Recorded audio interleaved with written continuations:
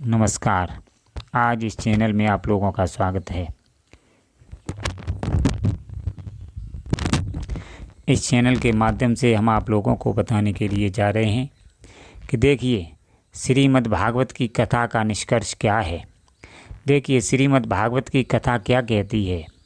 देखिए आज के समय में लोग 7 दिन तक कथाएं सुनते हैं, फिर भी उनके जीवन में कुछ भी परिवर्तन नहीं आता है। तो मनुष्य आज के समय में एक कान से सुनता है, दूसरे से निकाल देता है और 7 दिन यूँ ही बर्बाद कर देता है। कोई मनुष्य कथा में इसलिए जाता है कि मुझे आनंद प्राप्त हो, मेरा समय कटे। लेकिन ध्यान रखना, जो मनुष्य इस तरह की भावना लेकर के जाते हैं वो निश्चित रूप से कष्ट ही पाते हैं। देखिए आज यदि मनुष्य वास्तव में जो अच्छी बातें बताई जाती हैं उन पर विश्वास नहीं करेगा तो जीवन नहीं बदलने वाला। देखिए हम बस में बैठते समय ड्राइवर का यदि विश्वास न करें तो दूर दराज क्षेत्रों में नहीं जा सकते हैं। इसी प्रकार अध्यात्म में चलने वाले की बात का यदि हम विश्वास नहीं करेंगे तो निश्चित रूप से मानो आप अध्यात्म में कतई नहीं चल सकते हैं। क्योंकि जो मनुष्य किसी रास्ते पर जा चुका है उसे हकीकत का पता होता है। इसलिए श्रीमद् भागवत कथा के निष्कर्ष हम ये बता रहा हूँ कि जब तक आप कथाओं को सुनते रहेंगे, जब तक उनका चिंतन नहीं करेंगे, तब तक जीवन नहीं बदलेगा। देखिए एक सच्चा मनुष्य वही होता है जो किसी विचार को सुन करके उस पर चिंतन मनन करता है और इस विचार को अपने जीवन में उतारता है, तभी जीवन परिवर्तित होता है। मनुष्य आज चारपाई पे पड़े पड़े ये सोचते हैं कि मेरा जीवन बदल जाए, ये कदापि संभव नहीं है। जैसे कि आपके सामने रोटी रखी हुई है, खाना रखा हुआ है, जब तक आप उठा के नहीं खाएंगे रोटी आपके शरीर के अंदर नहीं जाएगी। इसी प्रकार जब तक आप अध्यात्म के क्षेत्र में नहीं चलेंगे, ये अध्यात्म आपके जीवन में परिवर्तन नहीं कर सकता है। तो आज 7 दिन की कथा में लोग निष्कर्ष को नहीं समझा पाते हैं। तो हम निष्कर्ष की बात ये बताने के लिए जा रहे हैं कि श्रीमद् भागवत की कथा यही कहती है कि 84 लाख योनियों के बाद जो मनुष्य का जन्म मिला है, इसका उद्देश्य क्या है। इसका उद्देश्य है परमात्मा को प्राप्त करना।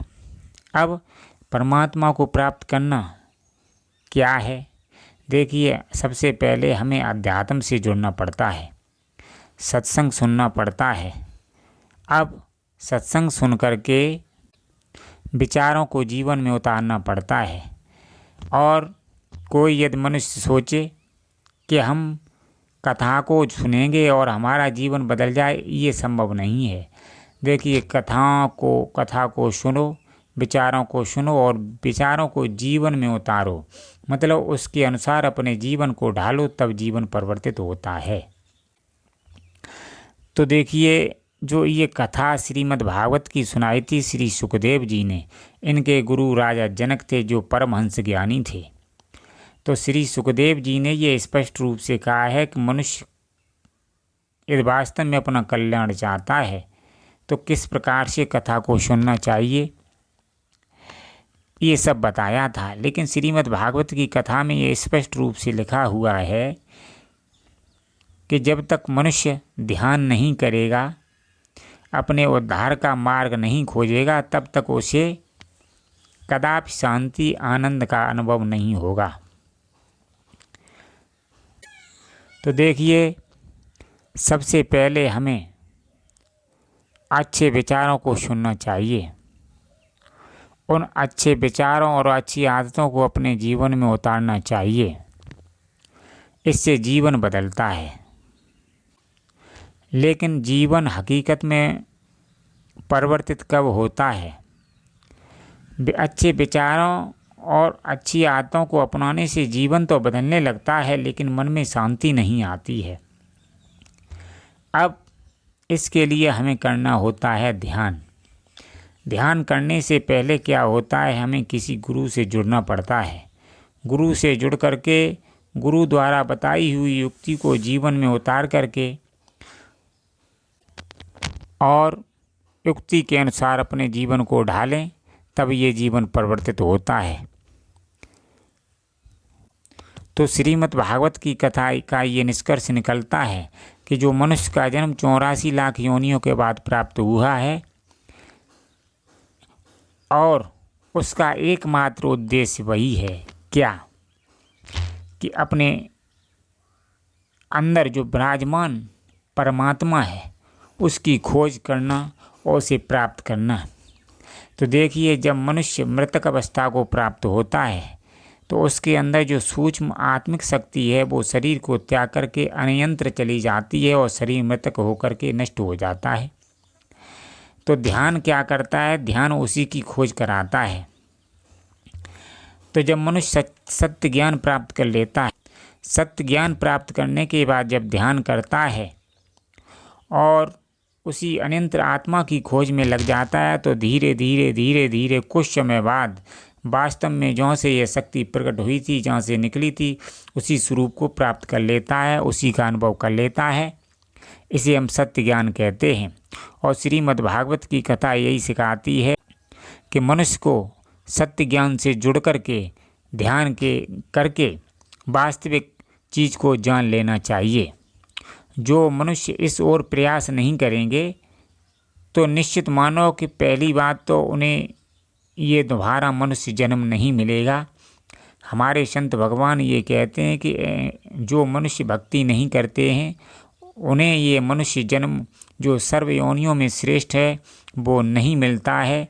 जो मनुष्य भक्ति करते हैं उन्हें ही ये मनुष्य जन्म प्राप्त होता है। जो मनुष्य अपने समय को यूँ ही बर्बाद कर देंगे वो नरक यातनाएं भुगतेंगे जाके और 84 लाख योनियों में जाएंगे। उसके बाद पता नहीं कब ये मनुष्य जन्म प्राप्त हो। ये बहुत बड़ी बात है। इसलिए प्रत्येक मनुष्य को अपना समय बर्बाद नहीं करना चाहिए। जो मनुष्य जन्म मिला है ये केवल धन कमाने के लिए ही नहीं मिला है। ध्यान रखना, जो मनुष्य धन कमाने में जीवन गुजार देते हैं वो कभी भी उनके चेहरे पर खुशी प्रकट नहीं होती है। उनका जीवन दुखी में व्यतीत होता है। देखिए, धन तुम्हारी संसार की चीज़ों समस्त चीज़ों को प्राप्त करा सकता है, लेकिन सच्चा परमानंद, सच्चा आनंद, शांति और परमात्मा को प्राप्त नहीं करा सकता है। अब आप लोग सोच रहे होंगे धन न कमाएं तो क्या भिखारी बन जाएं? ऐसा भी नहीं है। धन जरूर कमाओ, लेकिन जो मनुष्य जन्म का परम उद्देश्य है परमात्मा को प्राप्त करना, उसके लिए जरूर आगे बढ़ना होगा। यदि आप ऐसा नहीं करेंगे तो सच्ची शांति महसूस नहीं कर सकते हैं। अब आज के समय में प्रत्येक मनुष्य की मानसिकता डिसबैलेंस है। प्रत्येक मनुष्य के अंदर क्रोध रहता है, प्रत्येक मनुष्य के अंदर अशांति रहती है। ये सब क्यों है? इसकी जड़ है अध्यात्म से न जुड़ना। एक बात बताइए, मनुष्य देखिए, हमारे संत भगवान कहते हैं कि प्रत्येक मनुष्य बेबस है, विकारों के अधीन है, इंद्रियों के अधीन है, मन के अधीन है।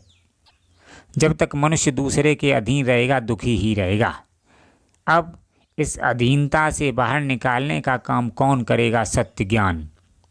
जब आपको सत्य ज्ञान प्राप्त होगा तो वो इन विकारों की जंजीरों को काट देगा और आपको मुक्त करवा देगा। सत्य ज्ञान हम उसे कहते हैं। जिस प्रकार देखिए, एक पिता जब अपने बालक को लेकर के बाजार में जाता है, जब बालक गोदी से उतरकर खिलौने की दुकान पर पहुंच जाता है और खेलने में लग जाता है, लेकिन जब पिता ये जानता है कि इसको तो घर ले जाना चाहिए अन्यथा रात हो जाएगी, और ज़बरदस्ती से उस बालक को लेके घर आ जाता है, बालक कितना ही रोए फिर भी वो पिता उसे छोड़ता नहीं है। इसी प्रकार क्या है कि सत्य ज्ञान जो हमें प्राप्त होता है वो इंसान कुछ भी करे उस इंसान को ज़बरदस्ती से परमात्मा की तरफ खींचता है, परमात्मा में मिला देता है जाके। इसे कहते हैं सत्य ज्ञान। इसलिए जिस मनुष्य को सत्य ज्ञान प्राप्त हो जाता है वास्तव में जीवन बदल जाता है। देखिए, मैं उच्च श्रेणी की बात कह रहा हूँ। जिस ज्ञान को प्राप्त